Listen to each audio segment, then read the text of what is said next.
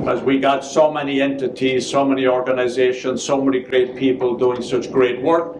The extent to which we can actually work together in this issue that is so important to us all, that if we can work together, then we will all do more together.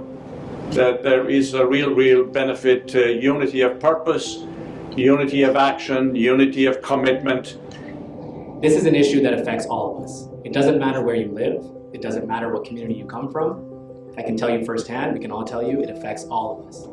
We call on all that care about the sanctity of life to get involved with this issue now, before gun violence comes to your door. Because if you don't, the chances are very likely it will. And these are the things and the trauma that we do not speak about. Our stories do not get national attention. All three of those murders that happened in my family, all of them were killed by illegal guns. And so most people do not pay attention to us, but I have dedicated my life to always be their voices. I've dedicated my life for people to remember what's happening in the Black community. So we can, community by community, brick by brick, person by person, we can truly make a difference. It's an uphill battle, but I am determined to fight it. I feel like in my community, right, Black and brown community, legal guns aren't our issue. Like, making guns legal or making it harder to get guns in my community is not our issue at all. Every single gun that walks through one of our communities is illegal. So in my communities, I want to know, how do we fix that?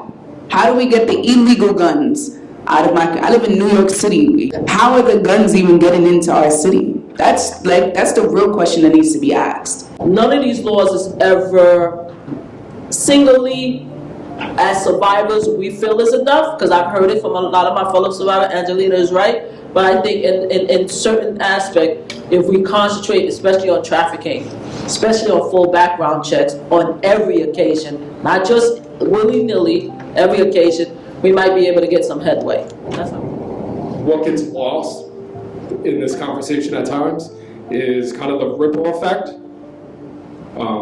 that what it's doing to society.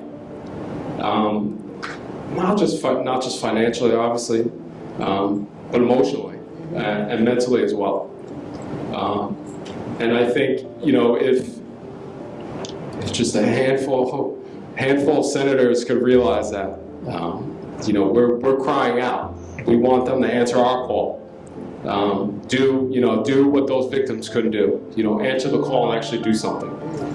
My son, Scott Beagle, is the geography teacher and cross-country coach who was murdered in the Marjorie Stoneman Douglas High School mass shooting in Parkland, Florida on Valentine's Day, February 14, 2018. Scott was shot 6 times within 3 seconds from 5 feet away by a 19-year-old who could not legally buy a beer in Florida, but could legally buy an AR-15.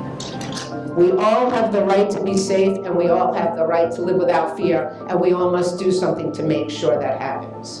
Seeing that this conversation is being had more and more, that all of the hard work that we're doing, by having the Wear Orange events and raising awareness is really getting the attention across the nation, and that our voices matter, that we matter, the survivors and the community.